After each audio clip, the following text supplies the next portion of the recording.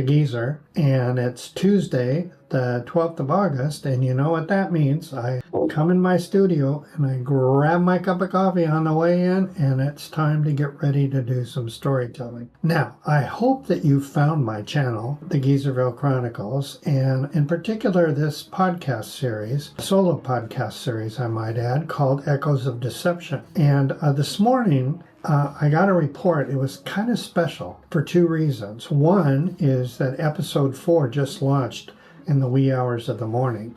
So it's out there now in cyberspace, and I hope it finds some listeners. The second reason was after I grabbed my cup of coffee, I went out onto my deck and I looked up into the eastern horizon. And guess what? I saw the conjunction. And that's what makes August 12th kind of special. Because on the 11th and 12th, if you're lucky and fortunate, you see just before the twilight, just as the sun is starting to peak, you end up seeing Venus and Jupiter. In fact, I grabbed my binoculars and I even think I might have seen some of the moons around Jupiter, but I'm not sure. And with this guy's age and his eyesight, you can see just about anything, right? So that was why it was special. Now, the other reason it was special, that event made me think about something.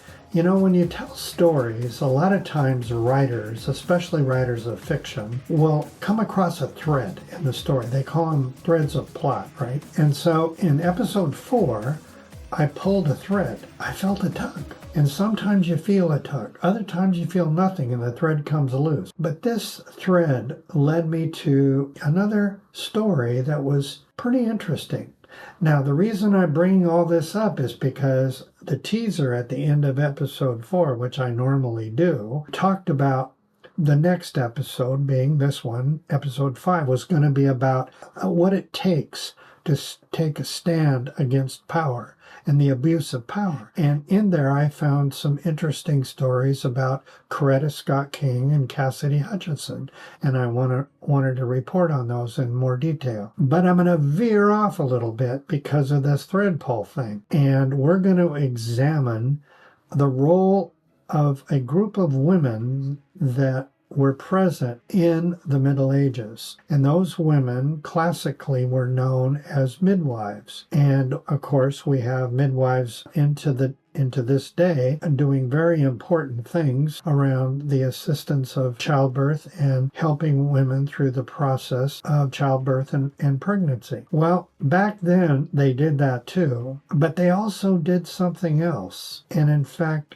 they played a pivotal role that has echoed forward in time from then to now. We know that midwives and healers were often accused of witchcraft and suffered under the severest of penalties for the kinds of heresy and practices that they alone had secret knowledge of herbs or various childbirth practices. And at the time, illegitimacy was a significant social and religious concern because it disrupted inheritance, violated moral codes, and community structures.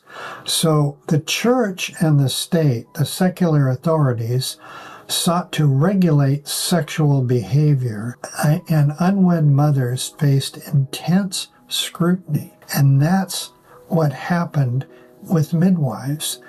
While they were respected, they were also distrusted due to their intimate knowledge. And in many villages, they were tasked with enforcing the moral order and reporting to the church when that code was violated. And it all began with an oath. And the oath read something like this: I, the sworn midwife, shall faithfully assist in birth and report to the parish priest any woman who conceals the name of the father or the birth of a child out of wedlock. That's reconstructed from an English ecclesiastical record around the 1600s. So I have no way of knowing whether that kind of oath-taking was prevalent during the time that Kramer wrote The Hammer of Witches, I do know that the custom was clear at that time. And what that really meant was important because, you see, illegitimacy at the time was a significant social and religious concern. And because it disrupted everything, and the church and the secular authorities didn't really like that, okay? And so then, based on something we'll never know why, people chose to believe that in the throes of labor would be overwhelmed and could not lie, and that was in fact divine intervention, that state that a woman found herself in. So ultimate truth emanated from there. And such testimony was therefore thought to be reliable. And that was one of the key ways that the church and the secular authorities were able to enforce the moral code at the time. If you look back on the framework of the misogynistic framework of Kramer's book, it vilified women and their reproductive roles and associated midwives with demonic acts, because of course that's what women were predisposed to do, and killing fetuses or offering newborns to the devil created this cultural climate where midwives were both informants and suspects. They were often threatened as spies, and they were forced by the authorities to report illicit behavior, which of course included legitimacy, and they became a de facto oversight method that was infiltrated throughout the culture. The ecclesiastical court records and local ordinance in parts of Europe, particularly in Germany and England, suggested that these midwives were sometimes required to report on unwed mothers or any kind of suspicious activity. More than a moral code, this oath, it was a state of surveillance delivered through the hands of women.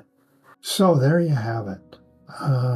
Going back into the Middle Ages, this basic form of control, the amplification, lies or misinformation or the truth came from the voice of a midwife. And that midwife enabled the abusers of power exercise the control that they perceived that they had.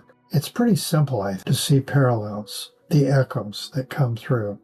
I mean, we did have the overturning of Roe versus Wade in 2022 in the United States, which essentially dealt with the question of privacy. And essentially those laws were revoked by the Supreme Court of the United States. So the debate goes on. I don't think it's as critical to look or get into the arguments about that as to understand the control mechanism. Because control is a funny thing.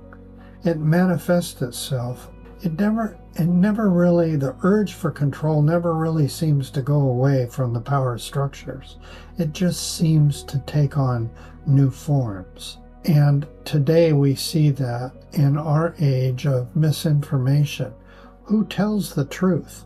What are the surveillance tactics? Back then, it was the midwife was a surveillance tool that was used by the state. Today, there are hotlines. There are social media. What can burn is not the person as a witch, but what can burn is someone's reputation. What can burn is the basic privacy of an individual to control their own life. So that's why when I pulled this thread, I said, wow, this is a story in and of itself. And these women who found themselves in this situation back in the Middle Ages were people that ended up making choices that have echoed through time and into today's culture. So that's all for now. And I hope you enjoyed this little tangent that I took. I thought it was worth it. It helps set the stage for also some of the interesting stuff that'll come forward in episodes 6 and 7. So with that being said, I hope again, as always, you have a wonderful day. And maybe tomorrow, if you get up real early, you can still see Venus and Jupiter in the sky. And after all, they're controlled by gravity. So that makes sense. I'll talk to you later. Thanks a lot for your time. Every day is special, and it's your turn to make some hope and share it with somebody else. Thanks a bunch.